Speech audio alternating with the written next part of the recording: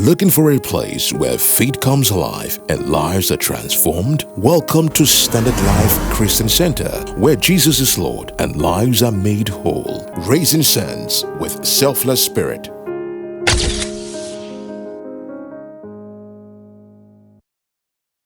Some people have gone to church, their expectations are not matching up what they are hearing from the altar. What is happening in the economy has made people to try several times to revisit the things they know and find out if those things were just philosophies. And some want to find out, is this thing truly working? And because of that, some have stayed home. So when you go back to talk to people, if you're having evangelism, most people will tell you that, I think I'm tired. So people prefer now to stay at home, watch you online, listen to your messages on YouTube, Facebook. But coming to church is more like a burden because they don't feel the presence, they don't feel the aura anymore. And it is because of a reason, and that is what I want to deal with this morning. This morning, I'll be speaking on faith culture. Faith culture.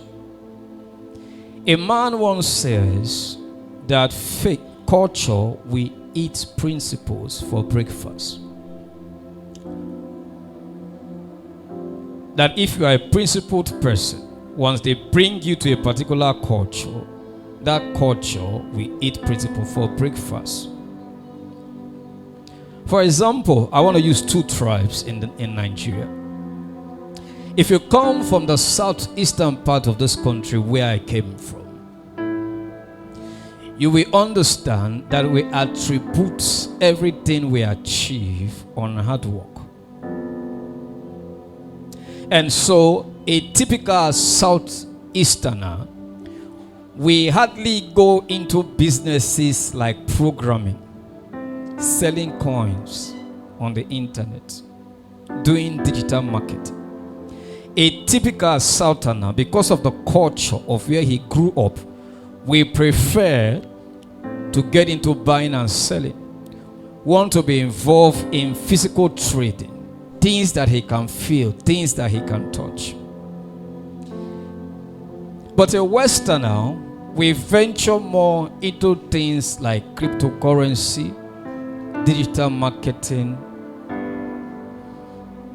online training, and other form of digital businesses that is available to him or her. Why? Because of the culture of both areas. Faith is being sure of what we hope for and certain of what we do not see. That is the definition of faith in Hebrews chapter 11 verse 1. In science, a truth is regarded as truth as long as it has not been proven false. But what it means that the word truth in science gives room for re-examination. In God, the truth is not truth because it has not been proven wrong. The truth is truth because the person that uttered the word is unchangeable in nature.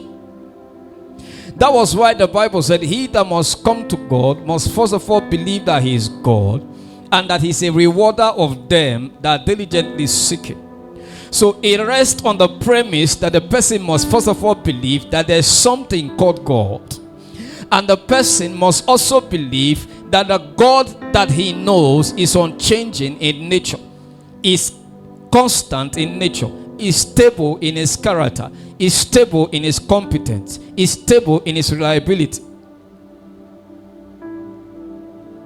So what most people call faith is not actually faith, it's belief. And so most Christians operate in belief and they wonder why they are not getting answers to their prayers. I give you a typical analogy. Every man that smokes on the street of Lagos understands that smokers are liable to die young. Every man that smokes on the street of Lagos knows that smoking is bad for his health. But that man goes away and continues smoking. So if he knows that smoking is bad for his health and smokers are liable to die young, the question is, why is he smoking? Does he believe that smoking is bad? Yes. Does he have faith in what he has spoken? No. Because if that man has faith, he will not only believe that smoking is bad, he will stop smoking. So most Christians run with belief and they call it faith. And because they are operating in belief, they find it difficult to attract things from God. For example, I'm going to be exploring two cultures in the Bible. The first culture is the culture of the Old Testament. The Old Testament was written by Greeks. And so whenever the Old Testament people want to describe faith, they usually use two verbs. But in the New Testament, it was written in Hebrew and in Jew, and it's usually one verb. What happened was God did an extra of the Old Testament and tweaked something in the New, because he wanted effectiveness in the New Testament. So he saw the lapses of the Old that cuts across every practices and everything that is done in the Old Testament. So in the New Testament, he did a tweak to bring us back to where he wants us to be. So I said that faith considers things to be true based on the character of God.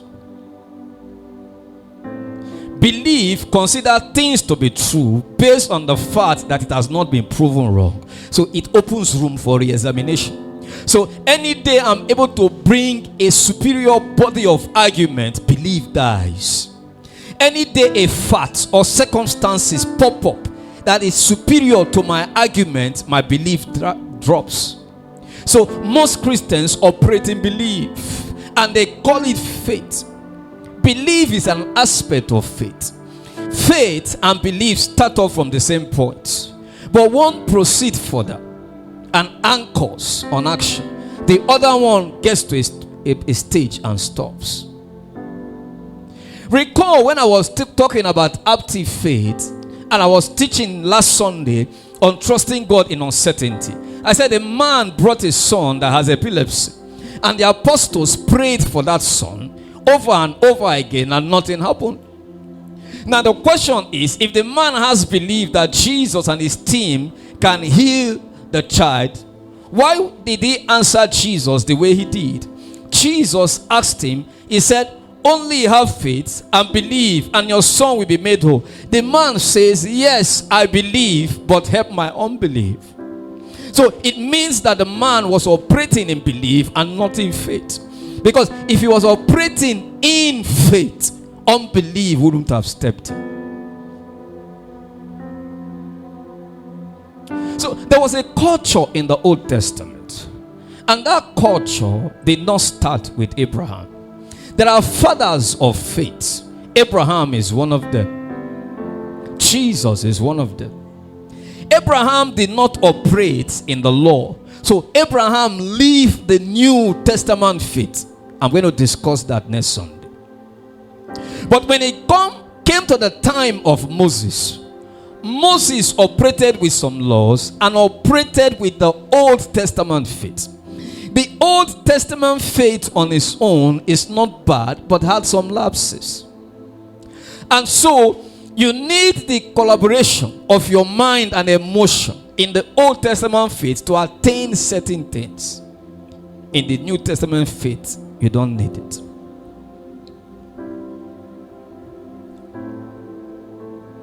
Genesis chapter 15 verse 1 to 6. I want to do an x-ray in the Old Testament, and I want to show you 3 dimensions to it, and I will stop there so you can absorb it. Then we come back to it next Sunday. Sometime later, the Lord spoke to Abram in a vision and said to him, do not be afraid, Abram, for I will protect you and reward you, and your reward will be great. But Abraham replied, O sovereign Lord, what good are of all your blessings when I do not even have a son? Since you have given me no children, Eliezer of Damascus, a servant in my household, will inherit all my wealth. You have given me no descendant of my own, so one of my servants will be my heir. Abraham was speaking back to God. Then the Lord said to him, no, your servant will not be your heir, for you will have a son of your own who will be your heir. Verse 5. Then the Lord took Abraham outside and said to him, look up into the sky and count the stars if you can. That is how many descendants you will have. Verse 6, around up there. And Abraham believed the Lord, and the Lord counted him as righteous because of his faith. There are 3 dimensions of faith in the Old Testament. Just like I said, the Old Testament was written by Greek.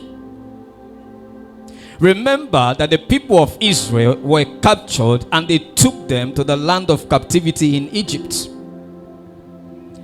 And the Egyptians were philosophers. And at that time, everyone writes using the Greek language.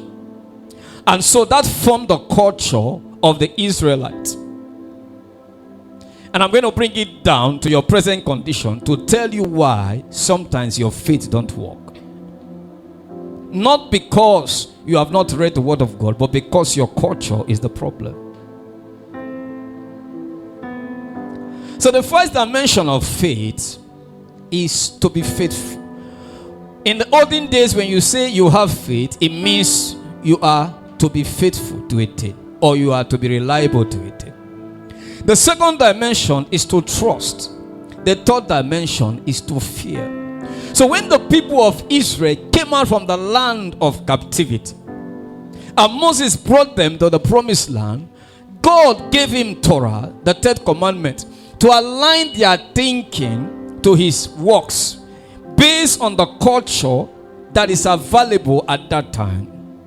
Because God needed to come down to the level of man so that man can understand who he is. So for example, when we say to be faithful, what does it mean to be faithful? In Exodus chapter 10, verse 1 and 2. Let's go there. Exodus chapter 10, verse 1 and 2. Then the Lord said to Moses, return to Pharaoh and make your demand again. I have made him and his officers stubborn, so I can display my miraculous sign among them. Verse 2. I have also done it so you can tell your children and grandchildren about how I made a mockery of the Egyptians and about the signs I display among them, and so you will know that I am the Lord. In the olden days, one of the ways the people of Israel connect to God's faithfulness is through keeping of laws and sacrifices. Through keeping of laws and sacrifices. There were ordinances that were put in place by God that every tribe in Israel honors. There were constant sacrifices and things that God put in place, practices on the law, on Torah, that every part of Israel must obey.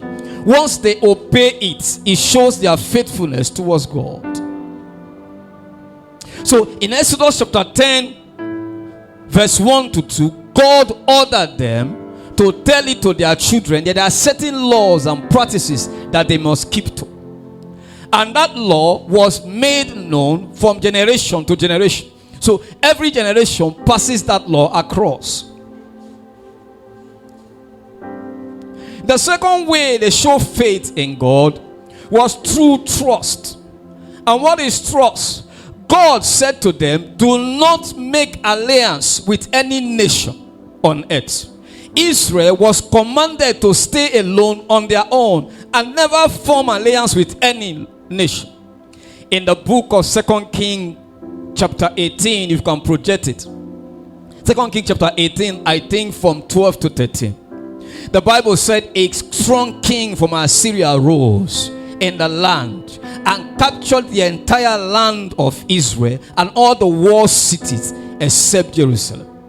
In that time, there was a man known as Hezekiah that was the king of Israel, but God commanded him to obey.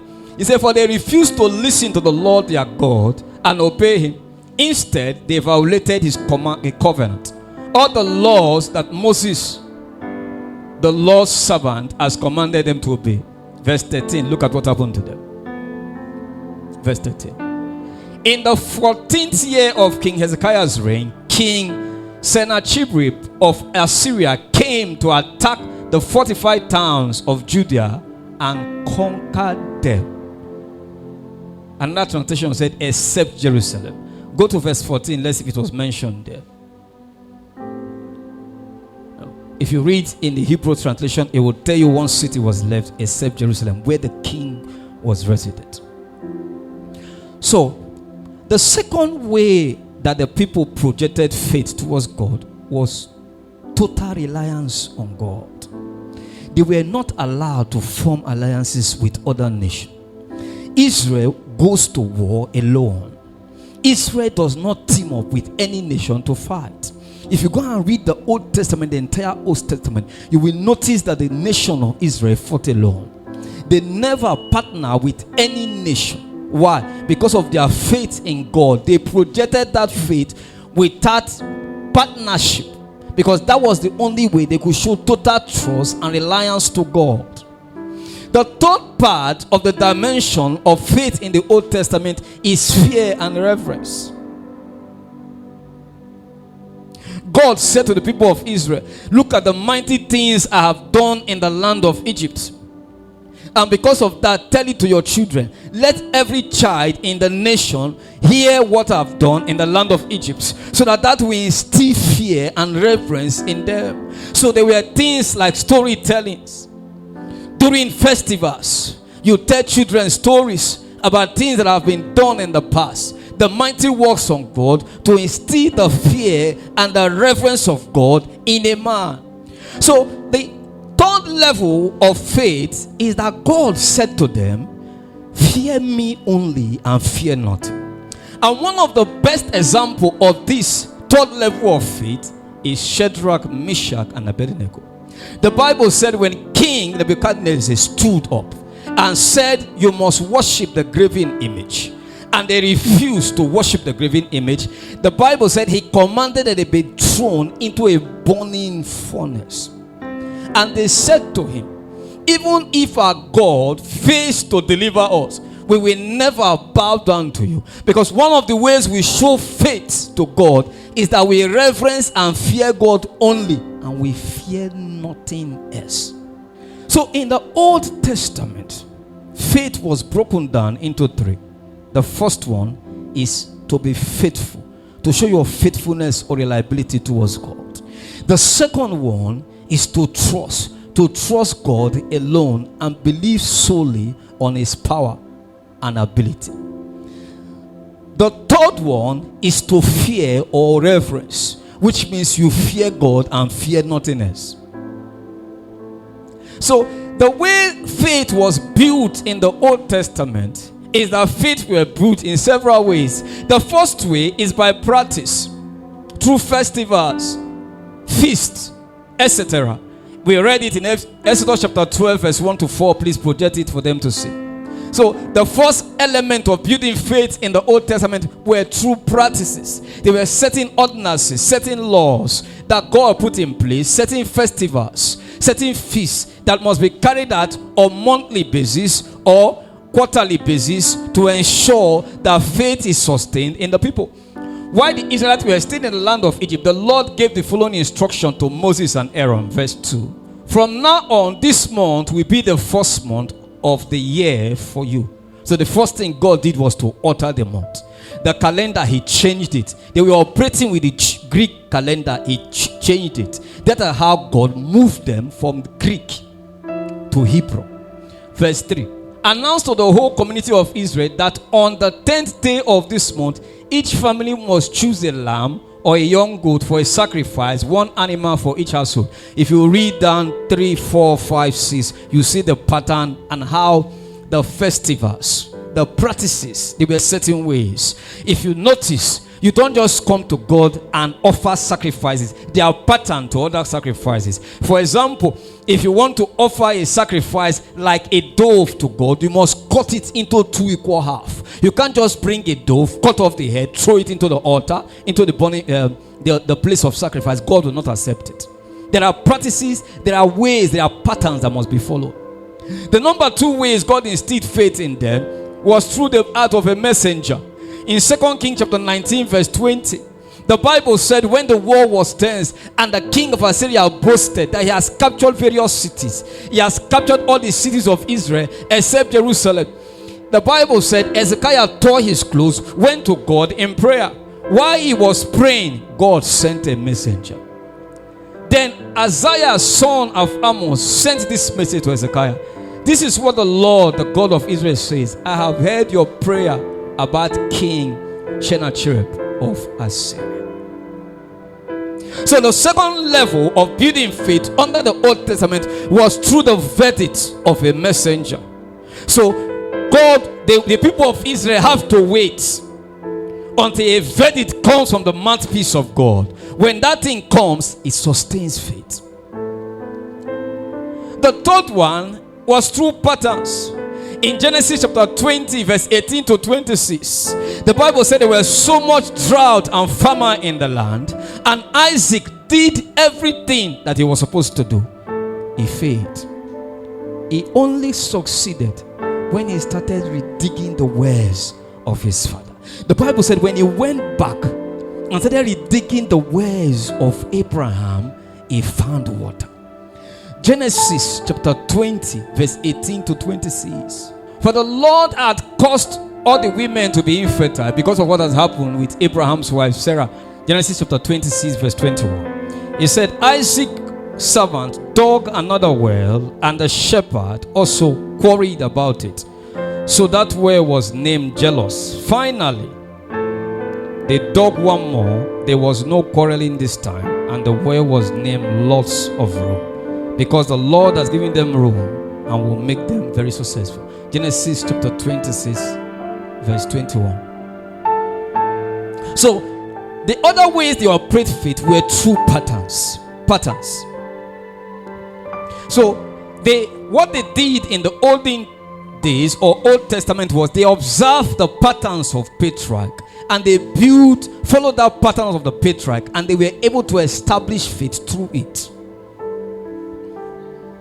The last one was sacrifices. Now when I mean sacrifices now, I'm talking like the Passover in Leviticus. The Bible said God gave an instruction.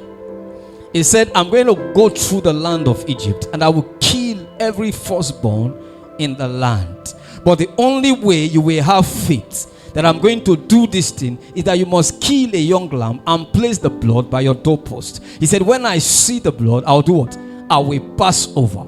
Then, so the angel of death was released. When he saw the blood, he passed over the entire Israel and killed the first son of Egypt. In summary, in the olden days or Old Testament, you begin in works, and in the process, you establish faith. In the Old Testament, you begin in works, and in the process, you establish faith. Most Christians are still functioning like this. Most Christians are still behaving like this. So, for example, if I pray for a trader and say to him, God is going to bless you and prosper you. If the guy is into buying and selling of clothes, all his faith will be anchored on the fact that the blessings of God will come through clothes selling. So that guy will be believing God that somebody is going to walk into his shop and clear all the clothes in his shop.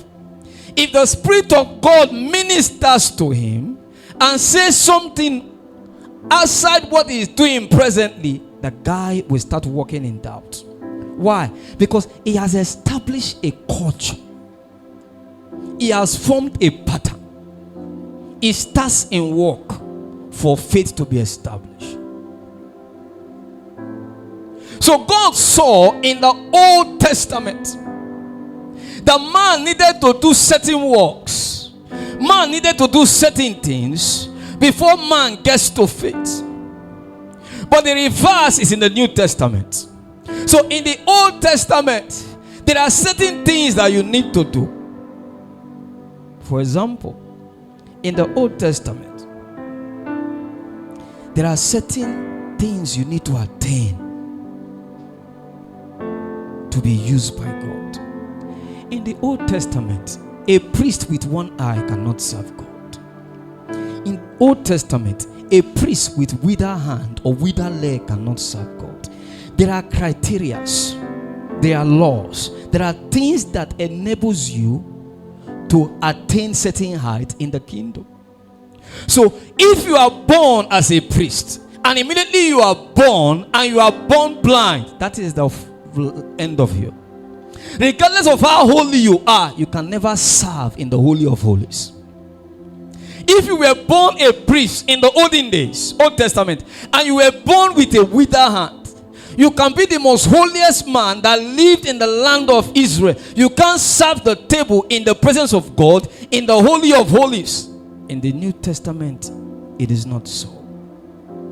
Why is faith culture important? The culture of faith is what differentiates belief from faith. Most Christians say they believe and they have faith. Just like the smoker or the guy that smokes, that says he believes that smokers are liable to die young and that smoke is bad for his health, but goes out the next day, picks a stick of cigarette and starts smoking. If truly that guy believes that smokers will die young, because no man wishes to die young, that guy will not smoke. If that guy has faith that when you smoke you're going to die young, that guy will never smoke. There's nothing that will make him pick a stick of cigarette. It brings me back to where I started from. In science, a thing is proven to be truth as long as it has not been proven false. But there's a window that is open. It is left for re-examination. Which means the day a superior body of language comes up, that particular truth can be discarded. What most of us call faith is what we call mental asset, sense knowledge. And that is why most Christians find it difficult to get something from God. Our definition of faith is mental asset, sense knowledge. That was how the olden days operated. There was something that needed to be done for them to believe in God. So for example, if Israel wants to go to war, before they step out to go to war, after inquiring from the Lord, they make some sacred sacrifices. They kill some certain animals. When they kill those animals and the smoke starts ascending to heaven, it comes, it activates their mental mind, it activates their emotion, it syncs with their faculty. Then they pick up their arrows, they pick up their bows, they pick up their sword, they go into war, and they know that victory is guaranteed. But in the New Testament, it does not work like that. Unfortunately, we are not in the Old Testament. We are in the New. So next week, I will be explaining to you what faith is in the New Testament and why it is different from faith in the Old Testament. The New Testament faith gives no room for re-examination. The Old Testament faith gives room for re-examination. Most Christians carry mental asset, carry sense knowledge. They run to God and they want to find out why things are not happening. I will give you this example and I will stop. In the Old Testament, when you pray for a man and he gets hit, a man with terminal disease, what you do is that the guy still needs to do some sacrifices, like leprosy, for example, to be reintegrated into the fold. So his healing is in two dimensions. The first one is the physical healing of his body. The second one is the emotional healing of his body. So it passes through one, acceptance by God and acceptance by men. Let's stand to our feet. In the Old Testament, when I pray for you, you keep checking, you keep checking, you keep checking. Immediately you start seeing sign, then you say, yes, God has done it. That's not how it functions in the Old New Testament. That is not how it functions. In the Old Testament, the prophet needed to pray and pray and pray and pray until he saw a sign in the cloud that looks like the hand of a person. Then he said to his servant, run and go and tell them there shall be rain. In the New Testament, when we pray, we don't look for any cloud. In the New Testament, when we utter prayer to God, we don't look for signs. We don't look for cloud in the air. When we pray, we say to the servant, run and go and tell them that rain is coming. We don't need any confirmation to appear in the sky. If you function with the Old Testament kind of faith, you will have limitation in your Christian life.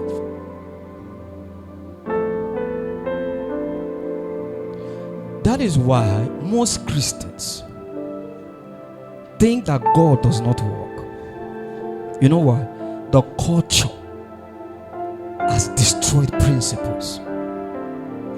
We read the word of God, we absorb what God has said, then we bring it into us, and culture stands in our way. And what happened? We want to have faith sustaining the culture of this world. It is impossible to please God. He said we walk by faith and not by sight. In Habakkuk chapter 2 verse 4, he said, you shall be saved by your faith. Please project it, and then we're praying now. Habakkuk 2:4. Habakkuk 2:4.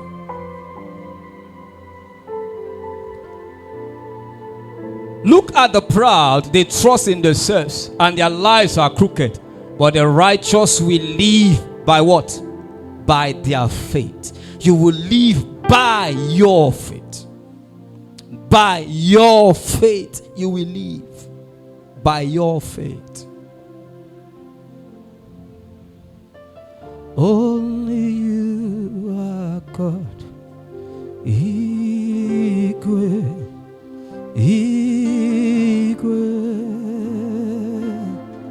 Only you. Standard Life Christian Center, raising sons with selfless spirit. Join us at 15 Osolo Way, opposite UBA at Jawo Estate, Lagos, Nigeria. Worship with us every Sunday at 9 a.m. Don't miss our healing and communion service every last Friday of the month at 10 p.m. A powerful night of miracles and restoration. Catch Senior Pastor Paul Adumoha live on Lasgidi 90.1 FM Saturdays at 9 p.m. Need more info? Call 0814-834-7456 or 0813-644-3190. Follow us on Facebook at Standard Life Christian Center and subscribe on YouTube at Pastor Paul Adumoha.